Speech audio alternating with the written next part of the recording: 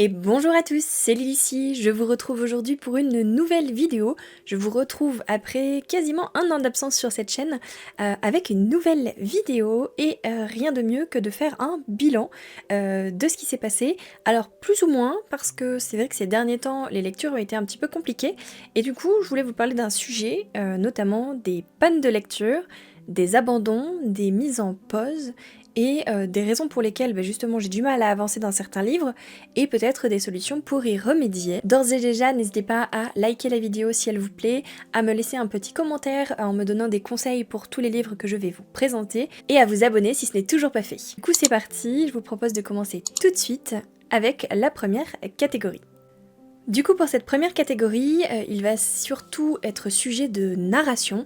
En effet, j'ai actuellement 3 livres que j'ai mis sur pause, que je ne sais pas si j'abandonne, si j'insiste. D'ailleurs n'hésitez pas à me dire dans les commentaires si vous me conseillez de plutôt les poursuivre, si ça a fait pareil pour vous et que ça a été un abandon.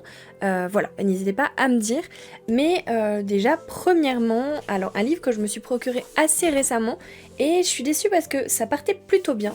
Il s'agit de La balade funèbre de Hart et Mercy, publié chez Milady dans cette jolie édition collector. D'ailleurs, je crois qu'il est édité que dans cette version-là.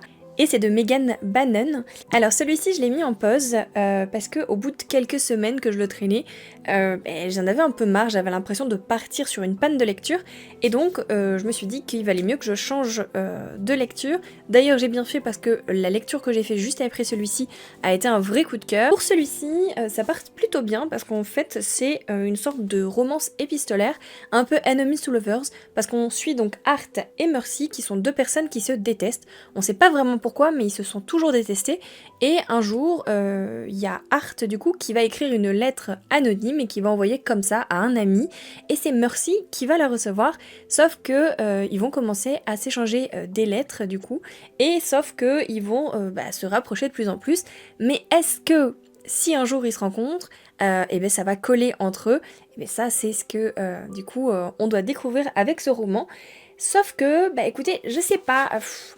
J'ai du mal un peu à comprendre l'univers, parce que je trouve que la narration est bien, mais je comprends pas tout. Il y a des systèmes un peu de cadavres, comme un peu des zombies, avec une sorte d'appendice qu'il faut perforer. Et j'avoue, je suis un peu perdue dans cet univers, et je pense que c'est ça qui m'a un peu empêchée de savourer ce roman. Je sais qu'il a plu à pas mal de personnes, mais moi j'avoue, j'ai l'impression de passer à côté. J'en suis quand même à la moitié quasiment, je suis à 199 pages, autant dire 200 pages sur les 400 annoncés, donc c'est ça, je suis bien à la moitié. Et je sais pas, il y a quelque chose qui fait que pour l'instant je l'ai mis en pause parce que j'ai l'impression que je m'embourbais dedans en fait, et plutôt que de partir en panne de lecture totale, j'ai préféré passer à autre chose. Donc n'hésitez pas à me dire vous dans les commentaires si c'est un roman que vous me conseillez de poursuivre, si vous l'avez lu, voilà, si c'est quelque chose qui vaut le coup, ou bien si vous aussi vous avez du mal, et du coup n'hésitez pas à me dire s'il faut que je poursuive cette lecture. En tout cas ça promettait, et finalement pour l'instant j'ai l'impression de passer à côté, donc c'est pour ça que j'ai préféré le mettre sur pause.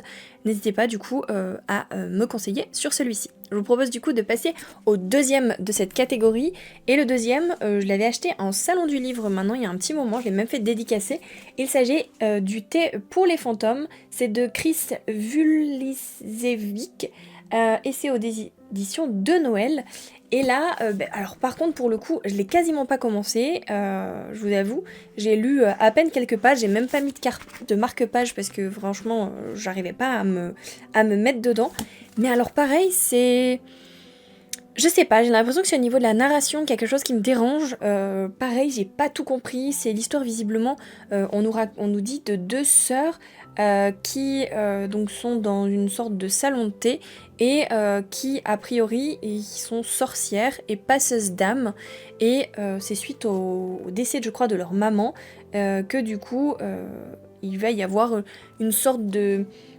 Je sais pas trop comment expliquer, mais en fait, la narration, c'est comme si elle vous racontait une histoire, et je pense que c'est quelque chose qui me dérange.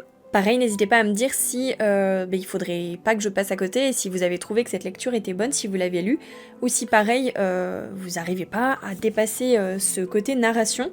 En tout cas, voilà, je sais pas, je trouve ça dommage, parce qu'en plus j'avais eu une jolie Vous avez une plutôt jolie dédicace, mais je sais pas. Il y a quelque chose qui me dérange, donc celui-ci, je vous avoue, j'ai encore moins d'arguments, mais je l'ai à peine commencé et j'ai du mal à me mettre dedans. Donc pareil, n'hésitez pas. Encore une fois, c'est un problème de narration, j'ai l'impression. Et pour le dernier de sa catégorie, il s'agit de Vanja et le loup. Alors c'est pas forcément une question de narration, mais c'est juste que ce n'est pas ce à quoi je m'attendais. Donc c'est Vanja et le loup de Margaret Owen et c'est aux éditions Pocket Jeunesse. Pareil, ça fait un petit moment que je l'ai celui-ci. Je l'ai commencé, j'ai lu, même pas 50 pages. Vous voyez, je suis à la page 47. Et là, en fait, ce que j'ai trouvé dommage, c'est que le résumé me tentait trop. C'était une histoire, du coup, d'une princesse qui était promise à un prince. Sauf que lors de son départ pour son mariage, sa mère l'a fait accompagner par sa servante. Sauf qu'au dernier moment, sa servante vole sa place et se marie à la place avec le prince. Sauf que quelques temps plus tard, il va y avoir la vérité qui va éclater et il va y avoir un retournement de situation. Et sur le coup, je me dis, mais trop bien, ça a l'air top, c'est tout à fait dans le style que j'aime lire. Et sauf que finalement, dès le début, j'ai pas du tout compris. On n'est pas du tout dans cette histoire de vol de personnalité et on est plutôt avec une histoire de marraine, mais plutôt, comment dire, des mauvaises marraines, j'ai envie de dire. Et j'avoue, j'ai pas trop compris pourquoi, et j'ai eu du mal à accrocher, et du coup ça m'a tellement coupé dans mon élan et tellement déçue que je l'ai mis sur pause et que j'ai jamais osé le reprendre, parce que j'ai l'impression que ça va pas du tout être quelque chose qui me plaît, alors que de base ça promettait d'être top. Donc pareil, si vous l'avez lu, n'hésitez pas à me dire ce que vous en pensez, à me dire si ça vaut le coup de passer outre peut-être ces premiers chapitres, et peut-être que petit à petit ça va revenir à quelque chose d'assez fidèle par rapport au résumé. Je ne sais pas, mais en tout cas pour l'instant il est mis sur pause et il me tente pas forcément de le reprendre. Donc pareil, n'hésitez pas si vous pensez qu'il a une chance de devenir, pourquoi pas, une très bonne lecture ou un coup de cœur. Très bien, maintenant on va passer du coup à des livres que j'ai déjà mis sur pause, repris, remis sur pause, repris, et que décidément, vraiment, je n'y arrive pas. Alors je sais pas si c'est par rapport au contexte dans lequel je suis au moment où je les lis, ou si vraiment c'est un problème d'histoire, hein. Mais du coup, ou alors c'est peut-être que je deviens plus difficile dans mes lectures, au fur et à mesure que je lis, j'ai remarqué que je suis peut-être plus exigeante, et que je suis moins bon public qu'avant, quand j'ai commencé à lire, mais en tout cas, j'ai un peu de mal. Donc, parmi ceux-là, il y a le best-seller La voleuse de secrets, Librairie Jumper 1, c'est aux éditions Pocket Jeunesse et c'est de Brenda Drake. Et par exemple, celui-ci, écoutez, franchement, j'ai pas arrêté, hein. Je l'ai mis en pause au moins 3 ou 4 fois, et à chaque fois j'ai essayé de reprendre et non, il y a quelque chose qui me dérange. Je me suis arrêtée un peu avant la moitié, j'ai lu 235 pages, donc j'ai quand même insisté sur les... il y a combien de pages sur les 490 pages, mais non, je sais pas, il y a quelque chose qui me va pas. Donc pour celui-ci, au niveau du résumé, c'est une fille qui est passionnée d'escrime, qui adore la lecture et qui un jour, quand elle va aller dans une bibliothèque, il va se passer quelque chose et elle va rencontrer des personnes qui sont un peu des gardiens des bibliothèques et elle va faire la rencontre de bêtes mystérieuses et va découvrir qu'elle appartient à une sorte d'ordre de gardiens des bibliothèques, chose qu'elle ne savait pas jusque-là. Et franchement, ça, sur le papier, ça donne trop envie, mais j'y arrive pas. Donc pareil, n'hésitez pas à me dire si vous avez des conseils et si vous pensez que ce livre pourrait vraiment devenir une pépite. Mais en tout cas, pour l'instant, j'ai eu du mal. Alors, est-ce que c'est parce que c'est peut-être trop jeunesse? Parce qu'ils disent à partir de 12 ans. Peut-être, en tout cas, il y a une autre catégorie justement sur ça, mais on en reparlera juste après. En tout cas, voilà, si celui-ci, vous avez des conseils, n'hésitez pas, parce que là, franchement, je sèche. Un deuxième que j'avais trouvé en brocante, et pareil, qui est un best-seller, édité également chez les éditions Pocket Jeunesse, il s'agit de Hush Hush de Becca Fitzpatrick. Je crois même que j'ai les 2 autres tomes dans ma pile à lire. Pareil, c'était un lot que j'avais trouvé du coup en brocante, et pour vraiment pas cher, et le résumé promettait d'être vachement bien. Il parle d'un amour interdit au cœur d'une guerre millénaire. En gros, c'est une fille, depuis la mort de son père, Elle essaye de vivre une vie plutôt normale, d'une adolescente normale, sauf qu'un jour, pendant le cours de biologie, elle va tomber sur un garçon, Patch, qui est hyper séduisant, très provocateur et mystérieux, sauf que au bout d'un moment, elle va trouver qu'il y a des choses bizarres qui se passent, notamment des agressions, et elle va se demander, ok, alors est-ce que tout ça est dû au petit nouveau, et est-ce qu'il faut que je m'en méfie ou pas? Et sauf que bah, pareil, je l'ai abandonné et repris plusieurs fois. J'en suis rendue même pas à la moitié. J'ai lu 177 pages sur sur les 370 à peu près qu'il y a dans ce livre. Et pareil, j'y arrive pas. Alors pour le coup, celui-ci, c'est plus le personnage de Patch qui m'angoisse un peu. J'avoue que c'est assez mystérieux, alors je sais pas si ça dure comme ça dans tout le livre, mais j'ai un peu de mal parce que au début on se dit bah ça va être peut-être une petite romance, un gars qui est un peu bizarre, un ange un peu déchu pour l'instant, qu'on le sait pas trop, mais bon avec le résumé on le comprend, et sauf que il est de plus en plus bizarre et bah, il fait flipper en fait, hein, parce que c'est limite s'il la suit pas, c'est limite si je sais pas, il va pas être chez elle alors qu'il a rien à faire là. Et du coup ça m'angoisse un peu et je pense que c'est pour ça que j'ai du mal à le continuer celui-là. Donc pareil, n'hésite pas à me dire si je passe à côté de quelque chose et si vraiment cette saga est bien. Apparemment elle a fait en tout cas son effet il y a quelques années de ça. Donc pareil, est-ce que c'est trop jeunesse pour moi? Je ne pense pas. Est-ce que c'est peut-être un peu trop sombre? Je sais pas, mais n'hésitez pas à me dire si il fait partie de peut-être vos coups de cœur ou si il faut que je poursuive cette lecture parce que honnêtement je manque quelque chose. Mais en tout cas pour l'instant il a été mis sur pause et bah, j'hésite à l'abandonner complètement. Du coup, prochaine catégorie, il s'agit de la catégorie plutôt classée un peu trop jeunesse pour moi. Donc j'ai récemment fait l'acquisition de Red Tears, l'amour ne dure pas toujours, la haine si, de Eleonora Garguero, je suis désolée si je prononce mal, et c'est chez les éditions Bayard. Alors celui-ci, bah, je m'en suis procuré assez récemment, et franchement sur le papier il me donnait assez envie. Il s'agit de l'histoire d'une fille, elle s'appelle Jules, et ils disent que ça c'est l'histoire de sa mort. En fait, elle va faire la rencontre de deux garçons à l'université qui, du jour au lendemain, vont la sauver d'une force mystérieuse. Ils vont avoir des sortes de pouvoirs et elle va commencer à se demander pourquoi ils m'ont sauvée, qu'est-ce que j'ai à voir avec eux. Et je vous avoue que j'ai à peine commencé, mais pareil, il y a quelque chose qui fait que j'ai pas voulu aller plus loin. J'arrive pas à m'attacher au personnage, l'histoire est intrigante, mais j'ai pas ce truc qui m'accroche et qui me donne envie d'aller plus loin. Donc je ne sais pas, pareil, n'hésitez pas à me dire si vous l'avez lu et ce que vous en avez pensé. Pour le coup, je me suis arrêtée... Hop là. Alors attendez, il est où mon marque-page? Là. Je me suis arrêtée à la page 89, donc je suis même pas à la moitié. Et... je sais pas, j'hésite à le reprendre. Peut-être que j'étais pas dans le bon mood à ce moment-là. Mais pour l'instant, j'ai pas plus envie de ça que le reprendre. On passe du coup hop au deuxième de cette catégorie et là pour le coup pareil ça va être un que j'ai acheté récemment également. J'avais envie de lire une histoire sur des dragons et j'ai trouvé celui-ci, New Dragon City, c'est de Marie Mansusi aux éditions Saxo, je crois que c'est une filiale de Saxus si je dis pas de bêtises. Et ça avait l'air sympa. J'ai pas l'habitude de lire des livres où le protagoniste n'est pas une fille, parce que sinon j'ai l'impression que j'ai du mal à me représenter et du coup à suivre l'histoire.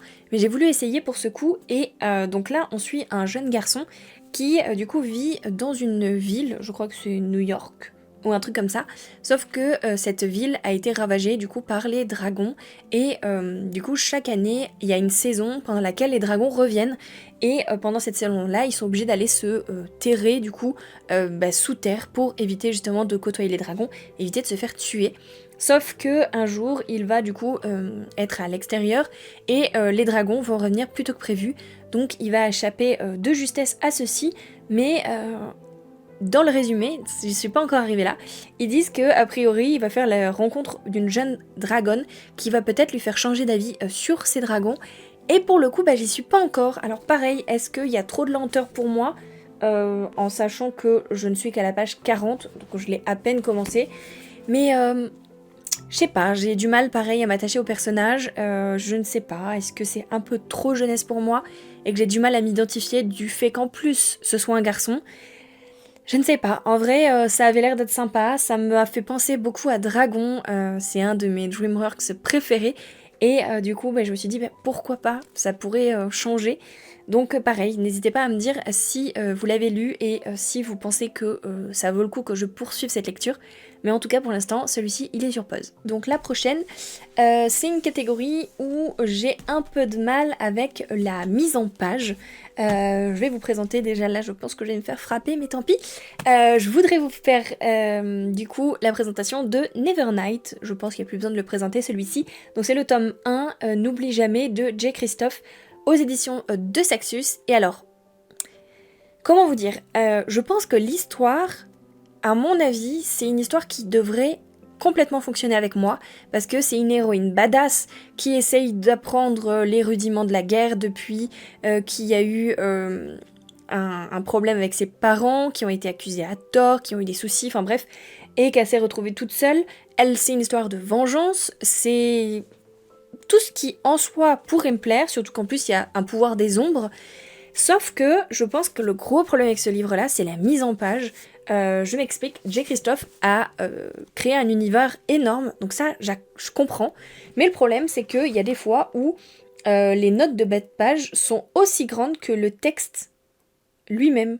Et sauf que ben, moi ça me coupe complètement dans ma lecture. Le problème c'est que si je ne lis pas les notes de bas de page, j'ai peur de ne pas comprendre du coup ben, ce qu'il en retourne, parce que ça donne quand même des informations essentielles sur le système, sur la religion, sur les soleils, parce qu'il y a plusieurs soleils. Mais par exemple vous voyez, là c'est le texte classique, et là c'est la note de bas de page, et encore c'est la suite de la note de bas de page de la page d'avant, qui commençait là. Et du coup qui va sur tout ça. Et honnêtement, autant de notes de bas de page, moi ça me perd et j'ai l'impression d'y passer des heures sur ce livre. Et du coup, bah, j'ai lu le premier, comment dire, le premier quart, je sais plus comment ils appellent ça, c'est la première partie. J'ai essayé de poursuivre un petit peu la deuxième, voilà. Il y a livre 1, livre 2, livre 3 je crois. Donc le livre 1, je l'ai lu, non sans mal, je vous avoue. J'ai commencé le livre 2, je crois que j'en suis à une bonne, oh, peut-être pas la moitié, mais un quart. Mais alors vraiment, cette mise en page, il n'y a pas moyen, donc pareil, n'hésitez pas à me dire si vous avez des astuces pour celui-ci. J'ai vu qu'il existait en audio, alors je me dis, est-ce que en audio ça passerait mieux? Peut-être, faudrait que j'essaye. Après je me demande, est-ce que les notes de bas de page sont mises en audio? Et est-ce que ça va pas alourdir le récit? Je sais pas, mais franchement conseillez-moi parce que j'ai tellement peur de passer à côté de quelque chose alors que franchement Nevernight il a l'air génial que bah, du coup je l'ai mis en pause mais j'ai l'impression que je retourne jamais dessus. Je pense qu'il y a aussi le fait que ce soit une sacrée brique et du coup ça me fait peur de me lancer sur un aussi gros livre. Je sais pas, mais n'hésitez pas du coup à me dire. Ça j'avais du coup délimité les différentes parties. Et mais en tout cas, voilà, je ne sais pas. N'hésitez pas à me conseiller parce qu'honnêtement, celui-ci, je sais plus trop quoi faire. Une autre lecture du coup que j'ai en cours, qui est aussi un gros problème de mise en page, et ça malheureusement c'est la maison d'édition qui veut ça, c'est les éditions Plume Blanche. Alors j'aime beaucoup les éditions Plume Blanche, je trouve qu'ils proposent des récits hyper intéressants, mais je n'ai jamais réussi à aller au bout d'un de leurs livres, malheureusement à cause de la mise en page. Notamment, là j'ai Lune Ardente de Morgane Rugraff, donc le premier cycle Crépuscule, pardon, donc aux éditions Plume Blanche. J'ai également plein d'autres livres sur lesquels je ne vais pas à cause de ça, parce que la mise en page, il n'y a pas beaucoup de marge, c'est très serré, c'est écrit plutôt petit, et j'avoue que j'ai du mal, j'ai l'impression de ne pas avancer dessus, et le confort de lecture est pas du tout optimal pour moi, c'est ce qui fait que j'ai du mal à me mettre bien dans l'histoire. Donc pareil, n'hésitez pas à me dire. Alors pour le coup, j'ai peut-être trouvé une solution pour celui-ci, mais j'avoue que j'ai un peu de mal aussi avec ce support-là. J'ai commencé à me mettre au livre audio, et du coup je l'ai trouvé en audio, et depuis... J'avoue que j'ai beaucoup plus de facilité à avancer sur le récit, mais j'oublie très souvent que j'ai cette possibilité d'écouter un livre audio. Je n'arrive jamais à trouver le moment et du coup j'ai du mal à continuer cette lecture. Donc finalement j'écoute des petits chapitres par-ci par-là quand je fais un brin de ménage, etc.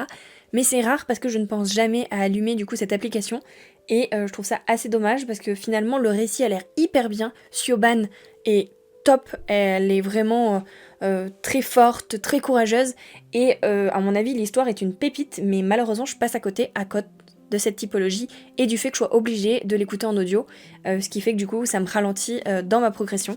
N'hésitez pas du coup à me dire ce que vous en pensez au niveau de cette typologie et surtout de cette mise en page au niveau des éditions Plume Blanche, si vous arrivez à passer au-dessus, si vous avez peut-être des techniques. Je sais que certains du coup les lisent en numérique et du coup c'est plus facile, mais pareil le numérique j'ai du mal également. Moi j'avoue que j'adore les livres papier et je préférerais rester sur ce support, mais là pour le coup avec cette mise en page ça devient difficile. Ok, du coup voilà pour les différentes catégories des livres que j'ai mis sur pause et que j'hésite à abandonner complètement. Je ne sais pas du coup si certains de ces livres vous les connaissez et si éventuellement vous pouvez me donner des conseils et me dire si c'est des vraies pépites. N'hésitez pas à me dire tout ça dans les commentaires, n'hésitez pas à liker la vidéo si elle vous a plu, à vous abonner si ce n'est toujours pas fait. Enfin bref, je vous laisse là, à bientôt!